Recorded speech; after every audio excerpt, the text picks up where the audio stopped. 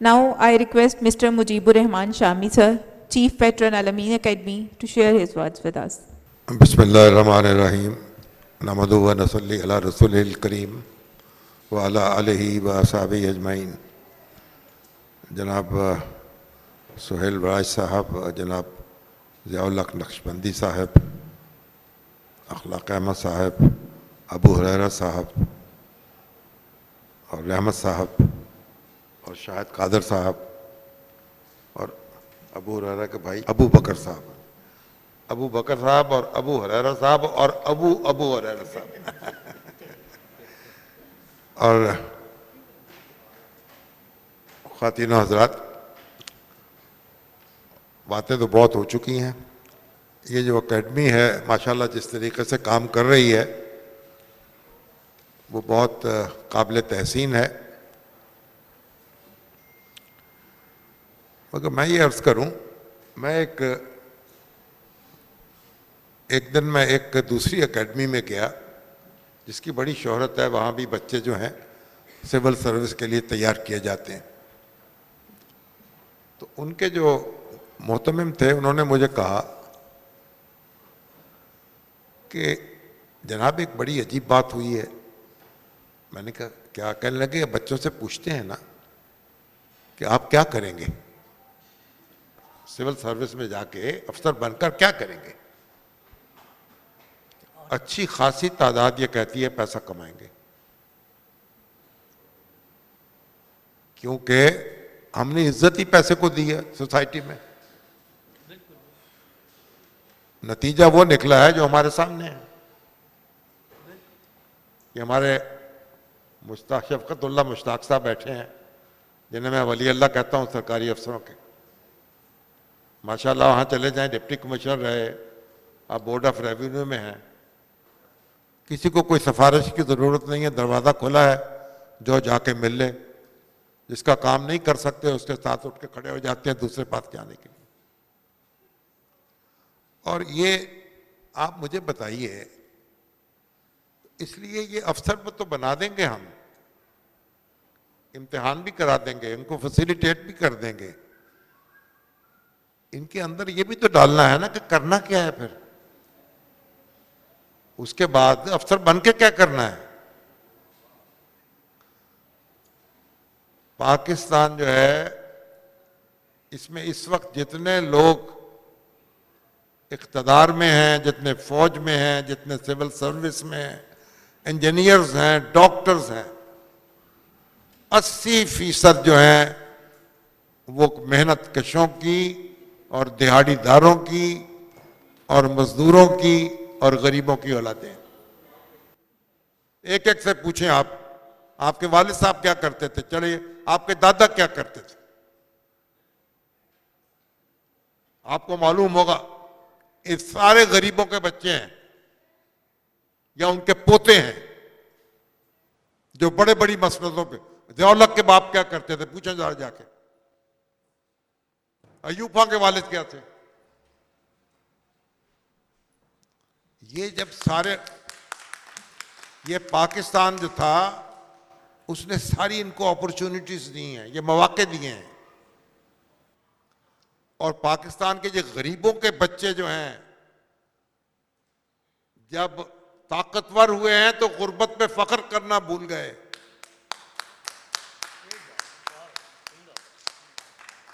सबब कुछ और है तो जिसको खुद समझता है। जवाल बंदा है मोमन का बेजरी से नहीं, और जहां में जौहर अगर कोई आश्कार हुआ कलंदरी से हुआ है, तवंगरी से नहीं। तमाशा हमने क्या बना दिया है। हमने जो लाइफस्टाइल अपनाया है, मैं जिस मकान में रहता था मेरे बच्चे आज उसमें 2 दिन नहीं रह सकते जाके, जिसमें मैंने उम्र गुजारी है। हमने अपना लाइफस्टाइल बदला है। हमारा लाइफस्टाइल जो है वो करप्शन की बुनियाद है। हम अपने मकबरे तामीर कर रहे हैं, पैसे कमाते हैं, टैक्स चुराते हैं, रिश्वतें लेते हैं, उसे मकबरा बनाते हैं अपना। बड़े मकान बनाने का शौक लाक हो गया है। एक एक मकान। तो आप मुझे बताएं, मुझे जनरल रहीमुद्दीन एक दिन कहने लगे, उनके मेरा ख्याल चचा थे डॉक्टर जाकिर हुसैन, जो इंडिया के प्रेसिडेंट हुए, वो पाकिस्तान आए 50s में, 1952-53 की बात है। तो वो कराची में थे, वो भी यंग ऑफिसर थे। कहने लगे हमारे पास आए, ठहरे, शायद देखा उस वक्त एक सोसाइटी बनी और डेवलपमेंट वगैरह हो रही थी। जाने लगे, पूछा भाई पाकिस्तान के बारे में आपका क्या ख्याल है, हमारा मुल्क कैसा है? उनका बहुत अच्छा मुल्क है माशाल्लाह, मगर आपने जो लाइफस्टाइल अपनाया है उसके नतीजे में आपकी आइंदा आने वाली नस्ल या जाहिल होगी या करप्ट होगी। कहता हमें बड़ा गुस्सा आया, इसके अंदर से कांग्रेस ही निकला, नहीं कांग्रेस नहीं निकली हमारे चाचे के दिमाग से। मगर आप देखिए हमने क्या किया है, करप्ट, ना पब्लिक ट्रांसपोर्ट, ना छोटे मकान, ना पब्लिक एजुकेशन पब्लिक सेक्टर में। ओ भाई, वहां पहले हमारे बच्चे जाते थे पोस्ट ग्रेजुएशन के लिए बाहर, अब अंडर ग्रेजुएट जाते हैं। पाकिस्तान दुनिया का वाहिद मुल्क है जिसने अपनी प्राइमरी और हाई एजुकेशन जो है आउटसोर्स कर दी है। और आज हमारी हुकूमत कह रही है हम 23,000 स्कूल प्राइवेटाइज करेंगे पंजाब के। ऐसी हुकूमत है जो स्कूल भी नहीं चला सकती। क्या फायदा, कौन सी हुकूमत का क्या फायदा? ना आप स्कूल चला सके, ना आप अस्पताल चला सके, ना आप ट्रैफिक का इंतजाम कर सके, लोग रोज मरते हैं हजारों की तादाद। 3 हरफ है ऐसी हुकूमत पर। तो हमने क्या तमाशा बना दिया है। ये तमाशा हमें कहीं का नहीं छोड़ेगा, हमें रुकना होगा कहीं। अभी यहां बात हो रही थी, मैंने कहा भी आप, हमारी बेटी जो है अभी अंग्रेजी में अनाउंसमेंट करी, वो कहने लगी क्योंकि जी हमने तो अंग्रेजी में इंटरव्यू देना पड़ता है। वो भाई दे इंटरव्यू आप अंग्रेजी में, आपने किसको रोका है? अंग्रेजी सीखें लेकिन उर्दू तो ना भूले ना। ये हजरत बैठे हैं नक्शबंदी साहब किबला, ये भी अंग्रेजी बोलनी शुरू करें, क्यों नहीं बोलते? सीखें अंग्रेजी। हद हो गई है यार। यानी आपको अपनी जुबान बोलनी नहीं आ रही, आप उसमें चंद मिनट तकरीर नहीं कर सकते। ये बच्चे तैयार कर रहे हैं आप एकेडमी में, हद हो गई यार। कहां के बच्चे तो कहां के अफसर बनेंगे? हम ऐसी सब किताबें काबिल जब्ती समझते हैं जिन्हें पढ़ के बच्चे बाप को खपती समझते हैं। और भाई अंग्रेजी सीखें, लिखें, पढ़ें, लेकिन उर्दू तो ना भूल जाए ना, पंजाबी तो ना भूल जाए ना। तमाशा बना दिया यार। दुनिया का वाहिद मुल्क है जिसकी तालीम अपनी जुबान में नहीं है, जिसकी नौकरी अब इंडिया हमारे साथ है। इंडिया के 24-25 जुबानें हैं, मुकाबले के इम्तिहान में बैठे जिस जुबान में चाहे इम्तिहान दे दें। उनकी हिंदी है, अंग्रेजी है और आपकी मुकामी जुबान है, और आप सिर्फ लिख के भेज दें कि मैंने फलां जुबान में इम्तिहान देना है। यहां अंग्रेज के बच्चे जो हैं जान नहीं छोड़ रहे। मैं अंग्रेजी का मुखालिफ नहीं हूं, बिल्कुल पढ़नी चाहिए, क्यों नहीं पढ़नी चाहिए? वो एक साइंस की जुबान है, अलूम की जुबान है, दुनिया की जुबान है। मगर इसका यह मतलब क्या है कि हमें उर्दू नहीं बोलनी आती? हम आपस में गुफ्तगू जो अभी अंग्रेजी में करेंगे, क्यों? मुझे नहीं चाहिए इस तरह के अफसर। अल अमीन अकेडमी को चाहिए कि अपने बच्चों को उर्दू भी सिखाए, अपने बच्चों को कलाम इकबाल पढ़ाए। ये पाकिस्तान के अफसर तैयार हो रहे हैं। क्या कहा इकबाल ने? नमाजो रोजा हो, कुर्बानी हो, हज, सब बाकी हैं, तू बाकी नहीं है। अंदर ही नहीं बाकी है तो बाकी क्या रह गया? अंदर से आपने छीन लिया मुझे। मैं दिन रात देखता हूं सरकारी अफसर बने बैठे हैं, बदबख्त अंदर चाय पी रहे हैं बैठे हुए 5 लोग, एक जज बैठे हैं, तारीख पे तारीख, तारीख पे तारीख। लानत है इन लोगों के ऊपर। दुनिया में चले जाएं, अमेरिका में जाएं, इंग्लैंड में जाएं, वो भी आके खड़े हो जाते हैं, अच्छा जनाब आपको कैसे फैसिलिटेट कर सकते हैं, जैसे आपके जाती मुलाजिम है। यहां जो हमारे जाती मुलाजिम है वो बादशाह बन के बैठते हैं। तो ये अंदर जौहर पैदा करें। पाकिस्तान को सिविल सर्विस जो है उसने खड़ा किया था अपने पांव पे। पाकिस्तान की जो पहली जनरेशन है सिविल सर्वेंट्स ने पाकिस्तान को खड़ा किया है। हमारे सियासतदानों ने हमारी सिविल सर्विस का बेड़ा गर्क किया, उसके लिए कॉन्स्टिट्यूशनल प्रोटेक्शन खत्म कर दी। इन्होंने पुलिस का बेड़ा गर्क किया। सिर्फ फौज ने अपने आप को बचाया है इनसे, और अब वो फौज से अपने आप को बचाते फिर रहे हैं। वो एक दूसरी एक्सट्रीम हो गई। फौज सियासतदानों से तो बच गई, अब वो सियासतदान उससे नहीं बच रहे। तो भाई आपने इस कौम के अफसर बनना है। अब जाए दुनिया, मुझे बड़ी खुशी है, हमारे अबू हुरैरा साहब जो हैं वो पढ़ के आए हैं, वापस आए हैं इस मुल्क में, अखलाक साहब को मुबारक हो। बात यह है वापस आए हैं, सर्व करना है इस मुल्क को। हमारे साथ के बच्चे जाते थे, वो कितने प्रोफेसर हमारे इंजीनियर डॉक्टर जाते थे, पढ़ के वापस आते थे। ठीक है, जिनको वहां रहना चाहिए रहने। मेरे बेटे को जब ये लम्स में दाखिला मिला, उस वक्त तो समझा था कितने 1000 स्टूडेंट्स थे, उनमें से दाखिला मिला। 1 मिनट क्लास में लेट हुए हैं तो गैरत, और लिख लिख के मैं तो समझता उसने तो मेरा ख्याल जब वो पढ़ रहा था, MBA कर रहा था, मैं खुद 1000 सफ़ात लिख डाले होंगे। केस स्टडी रात तक पढ़ना पड़ता था। हमारी पब्लिक सेक्टर इसको भी हमने पॉलिटिक्स की नजर कर दिया। इसके बावजूद अब वो पंजाब यूनिवर्सिटी अब जो है इस दफा 300 की उसमें रेटिंग में आई है, इंटरनेशनल उसके अंदर 350 या कितने उसमें। पाकिस्तान दुनिया में अपनी तालीम पर सबसे कम खर्च मारने वाले मुल्क जो है उनमें पाकिस्तान एक है। हम अपनी यूनिवर्सिटियों पे, जो सरकारी यूनिवर्सिटी है पब्लिक सेक्टर की, उन पे जो खर्च कर रहे हैं, अब मुवाजना क्या करें उनका? हार्वर्ड से क्या करें तो कैम्ब्रिज से क्या करें तो ऑक्सफोर्ड से क्या करें? वो भैया दे क्या रहे हैं, लगा क्या रहे हैं?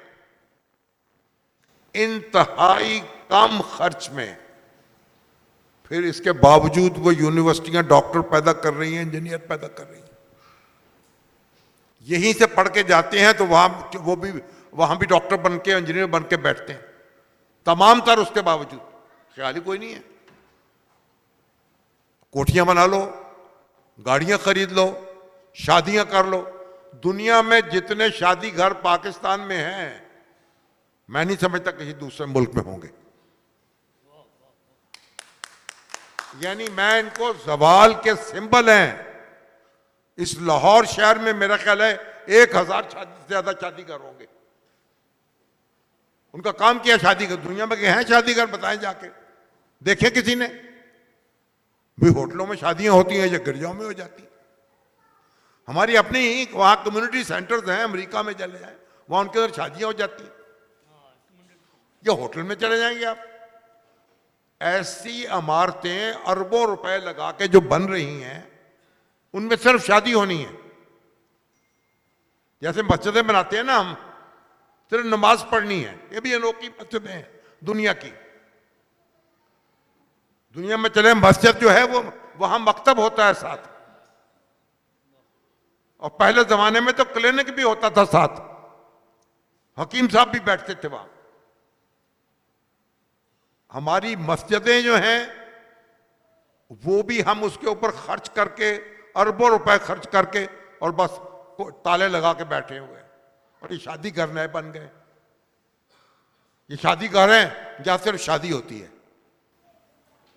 तो पाकिस्तानी कौम जो है, जब कोई कौमें अपने किसी नस्ब-ओ-नैन से महरूम हो जाती हैं, को मकसद उनके सामने नहीं रहता, उनको दुनिया की कोई ताकत नहीं बचा सकती। अब जहां उनको जो हार्वर्ड में भेज दें या ऑक्सफोर्ड में भेज दें, नस्ब-उल-ऐन जो है रख के दिल के अंदर पाकिस्तान को एक बड़ी ताकत बनाना है, पाकिस्तान एटमी ताकत बनाना आज का दिन है।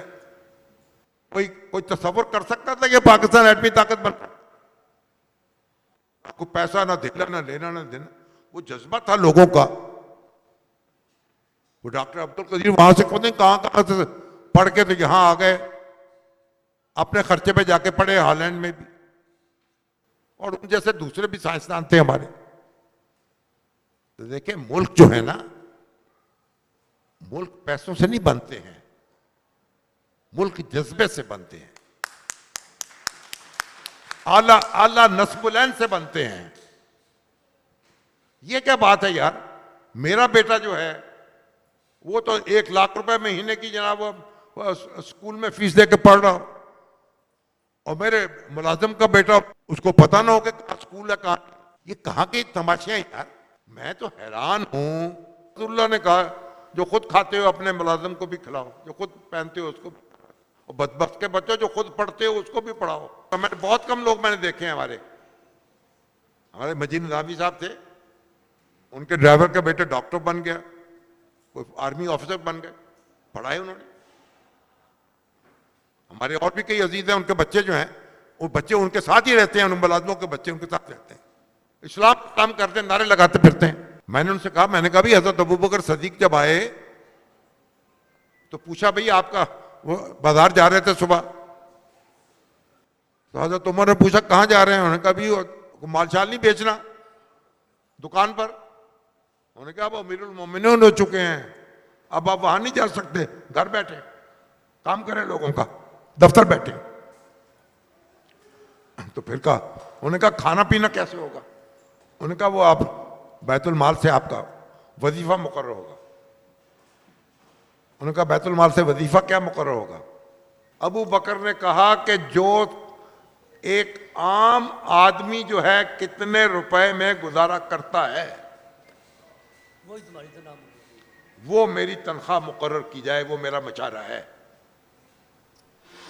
एक आम आदमी जो है, जो उसकी कमाई है मजदूर की, वो अमीरुल मोमिनीन की कमाई, उसमें गुजारा करेगा। कहा, जी अमीरुल मोमिनीन ये कैसे होगा, गुजारा कैसे होगा? उनका उसका कैसे होता है? तो मैंने कहा, अगर ये इस्लाम का नाम लेते दिन रात थकते नहीं है, बदबख्त ऐसा हुआ है सबको इस्लाम का। अगर आप वो अबू बकर सदीक का स्टैंडर्ड अपना लें तो आज वजीर आजम की तनख्वाह 30,000 रुपये होनी चाहिए, और चीफ ऑफ आर्मी स्टाफ की तनख्वाह भी, और सदर पाकिस्तान की भी 30,000 में रह के दिखाओ। हद हो गई है यार। ऐसे मुल्क बनते हैं। ये हमारे साथ गांधी जी जो है ना, झोंपड़ी में रहते थे, झोंपड़ी में चरखा काटते थे, खदर बनाते थे, पहनते थे, और बकरी रख के दूध उसका रोटी खाते थे। और कहां से मुल्क चला गया आप जाके देख ले, आप भी देखें। किसी इंडिया का किसी बंदे की, आप किसी लीडर की जायदाद बाहर हो, मुझे बताएं फला की जायदाद बाहर है। हम कहते थे ये कुफार हैं, ये जात पात के मारे हुए हैं। हमने दौलत को पूजा है, खुदा बनाया है यहां, और अल्लाह की मार हमारे ऊपर पड़ने वाली है। तो ये जो हमारे अफसर हैं, जो बच्चे यहां पढ़ रहे हैं, वो ये रट्टू तोते नहीं बनना उनको। अभी मेरी बेटी कह रही, मैंने कहा उर्दू होने का भी हमने इंटरव्यू देना है अंग्रेजी में। अंदाजा लगाए, वहां सुप्रीम कोर्ट का भी फैसला आ चुका है, दस्तूर में लिखा हुआ है, अमल नहीं हो रहा। भाई अच्छा ठीक है, आप इंटरव्यू दें वहां। तो भाई यहां तो मेरे साथ तो, मुझे तो आती नहीं अंग्रेजी, मेरे साथ तो उर्दू बोले, यहां तो बोले, ठीक है ना। बात यह है, ऐसे बच्चे तैयार करें जो जिनको अंदर पाकिस्तान हो, जो पाकिस्तान के लिए जिए और अहले पाकिस्तान की खिदमत करें, उनसे जुड़ें। वो अगर मैं अफसर के यहाँ तो अंग्रेज भी अफसर होते थे। अफसर होना तो कोई कमाल की बात नहीं यार, ये क्या बात है। अगर इन गरीबों के बच्चों ने भी वही काम करने हैं जो अमीरों के बच्चे कर रहे हैं तो मेरी बला से। इसलिए ज़ियाउल हक नक्शबंदी साहब अपने आप को भी दुरुस्त करें, अपना किबला दुरुस्त करें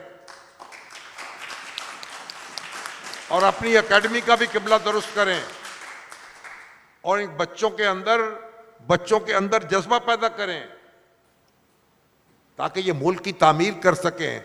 जब अब इनके हाथ में मुल्क आए तो महफूज हाथों में आए। एक अच्छी स्ट्रॉन्ग सिविल सर्विस जो सियासतदानों से महफूज हो, जो पोस्टिंग ट्रांसफर सियासत की वजह से ना होती हो, जब तक नहीं आएगी पाकिस्तान आगे नहीं बढ़ सकेगा।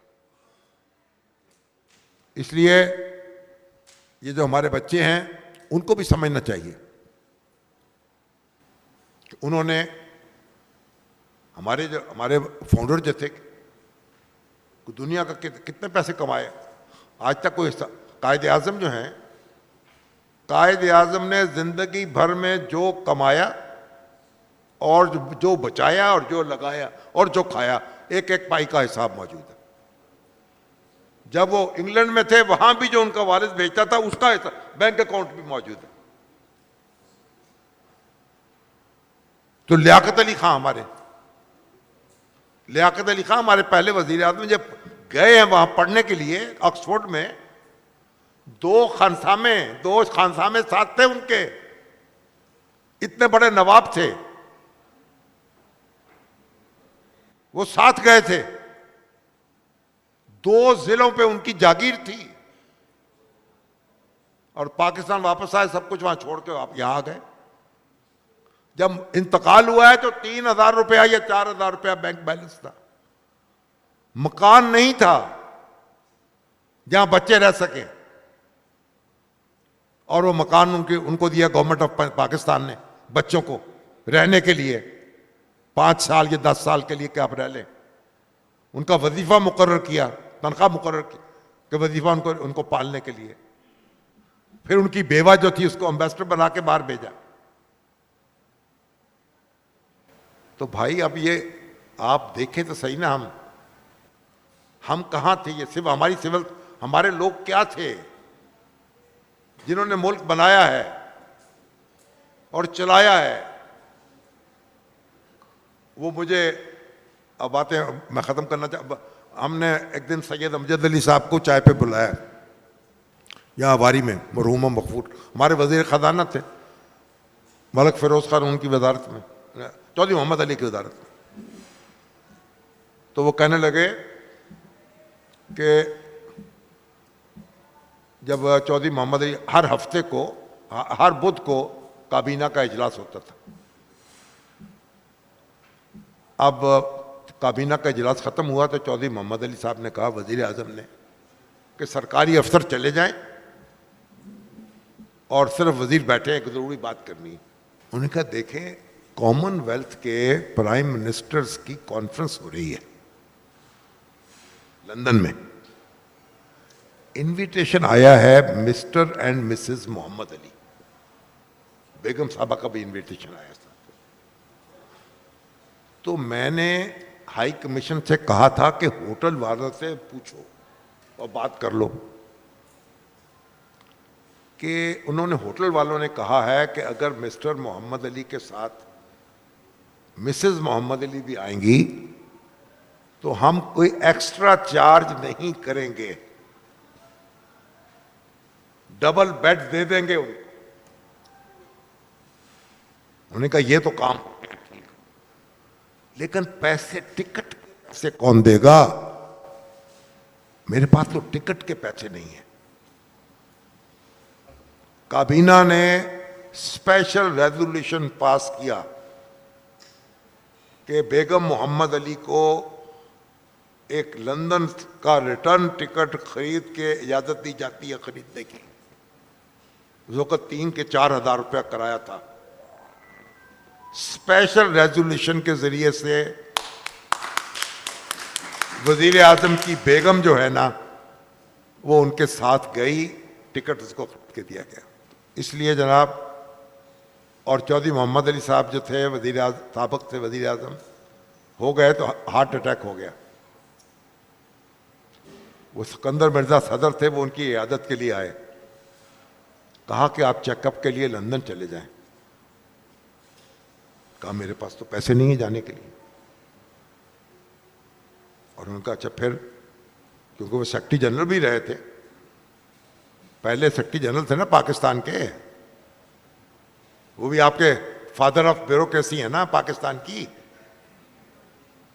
तो उन्होंने कहा कि वो पेंशन मिलती है, पेंशन जो है, आखिर सोचा पैसे कैसे दिए जाए इनको, ये लंदन कैसे जाएं कि चेकअप हो जाए। उन्होंने कहा इनकी जो पेंशन है उसके अगेंस्ट इनको कर्ज दे दिया जाए, कोई 10,000 रुपए का या 8,000 रुपए का। वो पेंशन के अगेंस्ट कर्ज दिया साबिक सेक्रेटरी जनरल और साबिक वजीर आजम को। तो चेकअप के लिए बाहर गए लंदन। और अल्ताफ गौर साहब लिखते हैं कि हमारी जब तनख्वाह, हम गए, कहा जी पहले 1948-49 की बात कर रहा हूं, 50 की, सेक्रेटरी जनरल साहब की खिदमत में गए कि जनाब तनख्वाह में गुजारा नहीं हो रहा, तनख्वाहें बढ़नी चाहिए। तो उन्होंने कहा नहीं, तनख्वाह जो है ना, तनख्वाह में बड़ा इजाफा नहीं हो सकता, आप अखराजात में कमी करनी है, अखराजात कम करें। अगर अखराजात बढ़ा लेंगे तो फिर तो कोई भी तनख्वाह कम हो जाएगी। और ये बात वो है जो मौलाना अबैदुल्ला मरहूम जामिया अशरफिया के मोहतमिम थे। जब मेरी शादी हुई, मदरसे में पढ़ाते थे, तो 35 रुपए या 30 रुपए तनख्वाह थी। तो वालिद साहब से अर्ज किया, उनके वालिद साहब थे हजरत मोहम्मद हसन रहमतुल्लाह अलैह। तो उन्होंने कहा कि भाई ये शादी जो है हो गई है, गुजारा नहीं हो रहा, कोई तनख्वाह में इजाफा होना चाहिए। तो वालिद साहब चुप रहे। तो 2-4 दिन गुजरे, फिर उनको मुतालबा कर दिया कि तनख्वाह में कुछ इजाफा, फिर जवाब नहीं दिया। कहने के 2-3 दिन गुजरे तो एक दिन किसी दूसरे मुरीद की, तो मुरीद आए कोई मिलने, तो उनसे बात करने मैं बैठा हूं वहां, मुझे कुछ नहीं कहा। कहने लगे लोग भी अजीब हैं, खर्चा कम नहीं करते, खर्चा कम करने पर इख्तियार है, वो कम नहीं करते, तनख्वाह बढ़ने का इख्तियार ही नहीं है, उसका मुतालबा करते रहते हैं। तो प्यारे बच्चों, अपनी हदूद में रहना सीखो, कनात में रहना सीखो। अपने ना मकबरे बनाने हैं और ऐशो इशरत का सामान करना है, इस मुल्क की तामीर करनी है, आगे बढ़ाना है इसको। ये मुल्क आगे बढ़ेगा तो हम सब आगे बढ़ेंगे। बहुत शुक्रिया।